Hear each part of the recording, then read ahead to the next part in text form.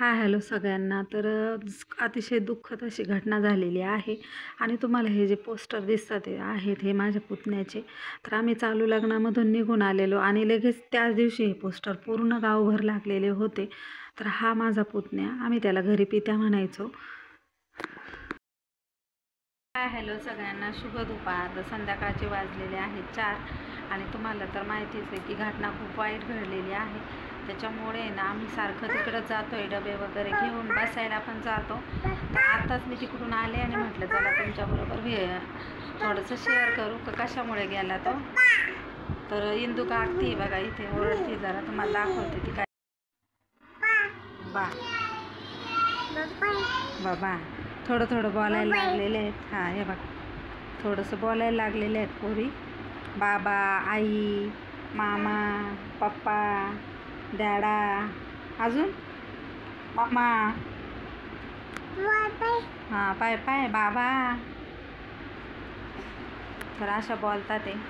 तर आमचा पुतण्या जो आहे तो आम्हाला विश्वासच बसत नाही आहे अजूनही की तो आमच्यातून निघून गेलेला आहे. तर खूप मनमिळावू स्वभाव, कुठेही भेटलं ना तर लगेच बोलणार आणि त्याला थोरा मोठ्यांचा खूप आदर होता. तर अतिशय वाईट घटना, आम्हाला काही सुचत नाही. घरी आलं का तिकडं जीव लागतो आमचा आणि त्याला आहे ना अटॅक आलेला आहे, मेजर अटॅक. तर हा व्हिडिओ जो आहे तो मी एकत्र केलेला आहे. हा आहे 7व्या दिवसाचा व्हिडिओ. मध्यंतरी मी अजिबात व्हिडिओ केलेले नाही आहेत. तर माझी सासूबाई आणि ह्या दोघी नंदा आहेत. चला शोकसभा आणि पुण्यनुमोदनाचा कार्यक्रम आहे. तर नाव पण बघा ना, एकमेव नाव होतं त्याचं. अख्ख्या गावात हे नाव कोणाचंच नाही आहे आणि नावाप्रमाणेच तो अगदी प्रफुल्ल होता आणि प्रफुल्लित करून गेला सगळ्यांना. नेहमी हसता चेहरा आणि जाण्याचं वय नव्हतं. अतिशय मनाला चटका लावून गेलेला आहे आमचा. आम्ही त्याला घरी पित्या म्हणायचो. तर ही बघा राणी त्याची बायको. तर हिचं नाव वर्षा आहे. तर ही नगरसेविका होती आमच्या गावची आणि ती मुलगी आहे ना ती त्याची मुलगी गौरी आणि मुलगा पण आहे, यश नाव आहे त्याचं.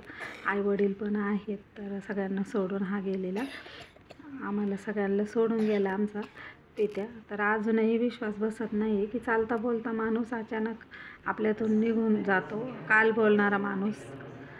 तर सगळ्यांनाच एकदम मोठा धक्का बसलेला आहे आमच्या परिवाराला. आत्ता आयुष्याचा माणसाचा भरोसाच राहिलेला नाही आहे. कधी कोणता क्षण शेवटचा असेल ते आपल्याला सांगता येणार नाही. आपल्या आयुष्याचे कधीही काहीही होऊ शकतं. असं काही नाही की जाडच लोकांना अटॅक येतो, आज लुकड्या लोकांनासुद्धा अटॅक येतो.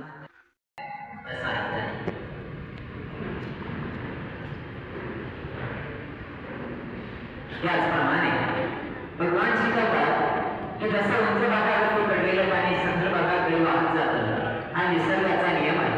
त्याचप्रमाणे आज ही आहे माझी मुलगी डॉक्टर शुभदा पंकज बावळ शिंगाडे. ती पण तिच्या भावाबद्दल 2 शब्द बोलली.